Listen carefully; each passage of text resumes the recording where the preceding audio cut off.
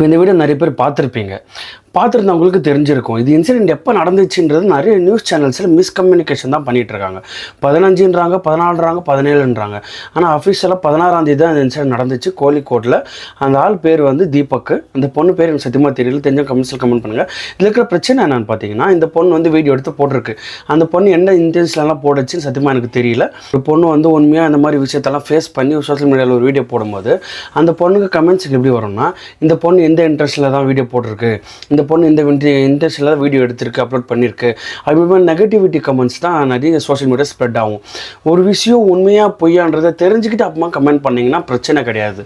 அது ஒன்றுமே தெரியாமல் ஃபஸ்ட்டு 10 செகண்டை பார்த்துட்டு மட்டுமே கமெண்ட் பண்ணுறவங்க நிறைய பேர் இருக்கானுங்க. இப்போ அந்த மாதிரி கமெண்ட் பண்ணி எவ்வளோ பேர் இறந்துருக்காங்க. இந்தியாவில் விமன்ஸுக்கு தான் சேஃப்டி இல்லைன்னு பார்த்தா மென்ஸுக்குமே சேஃப்டி இல்லை. இந்த மாதிரி பெண்கள் இருக்கிற வரைக்கும் இந்தியா உருப்படவே உருப்படாது. நான் இந்த மாதிரி பெண்கள் தான் சொல்கிறேன், மற்றபடி எல்லாருமே நான் குறை சொல்ல வரல. சில பேர் பண்ணுறதுனால நிறைய பேருக்கு நெகட்டிவிட்டி தான் ஸ்ப்ரெட் ஆகுது. நிறைய பொண்ணுக்கு கெட்ட பேர் தான் வருது. சில பசங்க இந்த மாதிரி பண்ணுறதுனால நிறைய பசங்களுக்கு கெட்ட பேர் வருது. அந்த மாதிரி வரக்கூடாதுன்றதை நான் சொல்லிக்கிறேன்.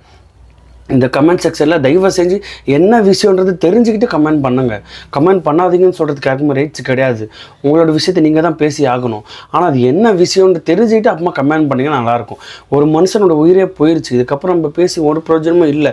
அந்த ஃபேமிலிக்கு நம்ம என்ன சொல்ல போகிறோம், அந்த பொண்ணு என்ன சொல்ல போகுது, வீடியோவை டெலிட் பண்ணிச்சு அந்த பொண்ணு. இப்போ அந்த பொண்ணால் என்ன போய் சொல்ல முடியும்? சாரின்ற ஒரு வேர்டில் முடிச்சிட முடியுமா?